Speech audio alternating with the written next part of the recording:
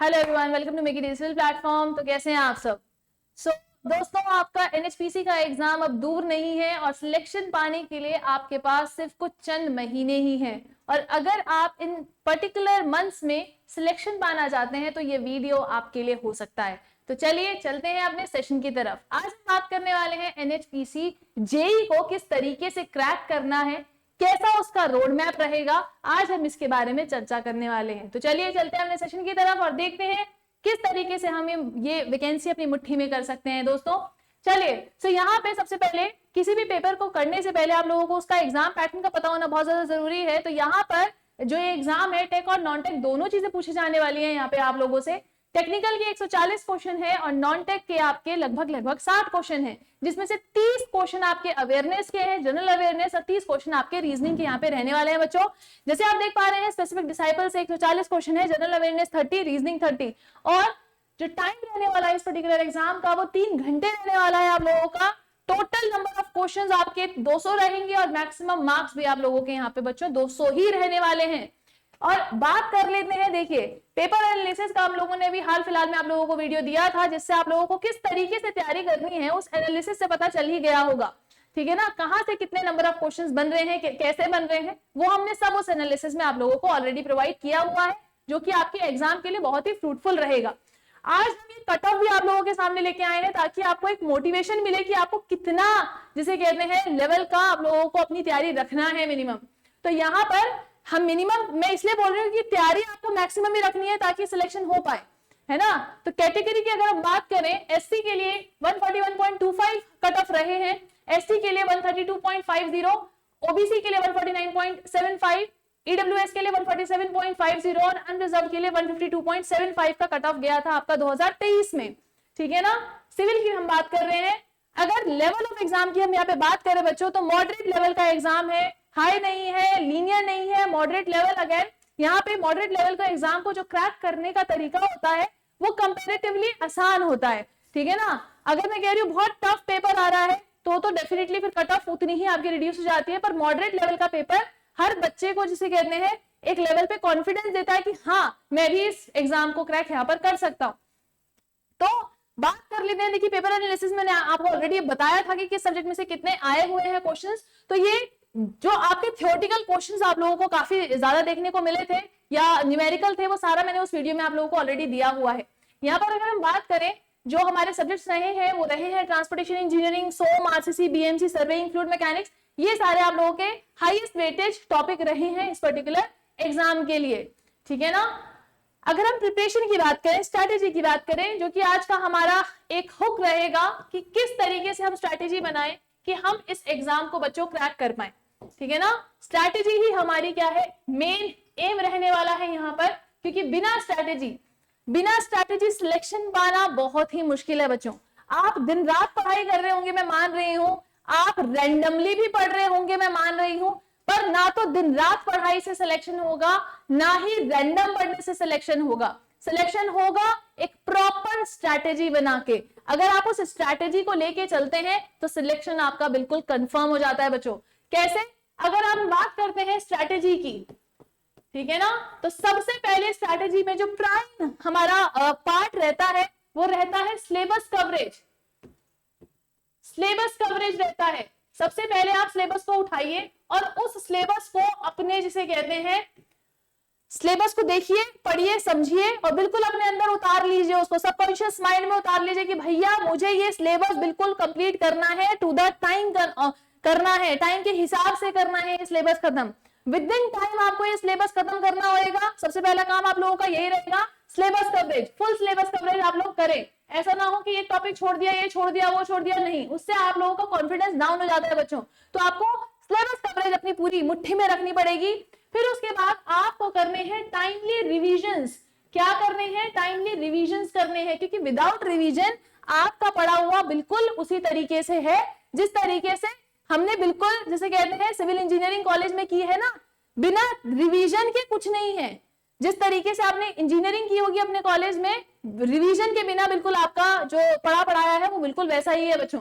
तो यहाँ पर कहने का मतलब ये है, हमें आता सब कुछ है, ठीक है ना, आता सब कुछ है, पर हम उसे आंसर तब कर पाएंगे, specific to the point answer तब पढ़ पाएंगे जब हमारा रिवीजन बहुत स्ट्रांग होगा।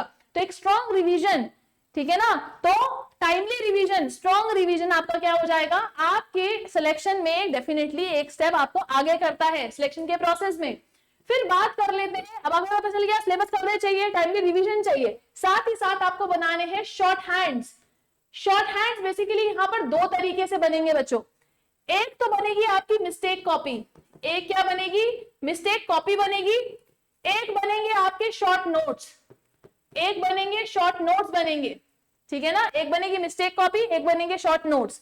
अब यहाँ पे इसका रेलेवेंस क्या है मैं आप लोगों को बताती हूँ, या फिर अभी मिस्टेक कॉपी को ना लिख के हम लोग यहाँ पे लिखते हैं फॉर्मूला कॉपी, ठीक है ना। मिस्टेक कॉपी में आपको चौथे पॉइंट्स में बताती हूँ ये होती क्या है। आप लोग शॉर्ट हैंड्स बनाएंगे, शॉर्ट हैंड्स बोले तो आपके पास शॉर्ट नोट्स आपके रेडी हो, सिविल इंजीनियरिंग आपकी पूरी 50 पन्नों में या 60 पन्नों के अंदर खत्म हो, ताकि आप एग्जाम से पहले 2 घंटे भी अगर इसको पढ़े तो पूरी सिविल इंजीनियरिंग आपके दिमाग में घूम जाए। ऐसा करने से आप बाकियों के कंपैरिजन में एक स्टेप ऑलरेडी आगे हो जाते हो बच्चों। तो शॉर्ट नोट्स बनाने हैं, साथ साथ आपको बनाना है फॉर्मूला डायरी, फॉर्मूला डायरी बनानी है। फॉर्मूला डायरी की अगर हम बात करें, जितने भी सब्जेक्ट्स आप लोग पढ़ रहे हैं, मान लीजिए अभी आपने सॉइल मैकेनिक्स उठाया, सॉइल मैकेनिक्स के सारे फॉर्मूले, रिलेशन वाले, बेसिक वाले, bulk density, normal density, dry density, इनके रिलेशंस, ये सारे के सारे आप लोगों को इसमें उतारना है। इवन एसपीटी से रिलेटेड टेस्ट, उनके करेक्शंस के टेस्ट, सारे के सारे जो फॉर्मूले हैं वो आपको इस फॉर्मूला डायरी में लिखना है। डायरी बनानी है, नोटबुक नहीं बनानी, क्योंकि डायरी क्या होती है, कंपैरेटिवली हैंडी होती है, ठीक है ना, computer that of your notebook. Diary क्या होती है बच्चों, हैंडी होती है। तो डायरी बनानी है, फॉर्मूला डायरी। इससे आपका फायदा क्या होगा, सारे फॉर्मूले आप लोगों को बिल्कुल कंठस्थ होंगे। और आप सभी को पता है फॉर्मूला बेस्ड क्वेश्चन पूछे जाते हैं, न्यूमेरिकल आते हैं, फॉर्मूला नहीं पता होगा तो सॉल्यूशन कैसे पता होगा, है ना। तो ये फॉर्मूला डायरी बहुत इंपॉर्टेंट हो जाती है बच्चों। शॉर्ट नोट्स का फायदा मैंने आप लोगों को बता दिया। एग्जाम से 2 घंटे पहले भी आपको सारी किताबें खोलने की जरूरत नहीं पड़ेगी। अगर ये शॉर्ट नोट्स आप लोगों के पास होंगे, पूरी सिविल इंजीनियरिंग आपकी 50 से 60 पन्नों में सिमटी हुई होगी। और अगर सिमटी हुई होगी तो आपके लिए सिलेक्शन पाना फिर दूर बिल्कुल नहीं होगा, क्योंकि बाकी बच्चे पूरी किताब लेके बैठे हैं, आपने 50-60 पन्ने 2 घंटे पहले रिवीजन मार दिया पूरा। तो किस ऑब्वियसली आप एक स्टेप आगे होंगे compare to that of all दो स्टूडेंट्स। अब आपको समझ में आ गया, सिलेबस कवरेज इंपॉर्टेंट है, टाइमली रिवीजन इंपॉर्टेंट है, शॉर्ट हैंड्स में शॉर्ट नोट्स भी बनाने हैं, और फॉर्मूला डायरी भी पढ़ते पढ़ते साथ में बना लेनी है।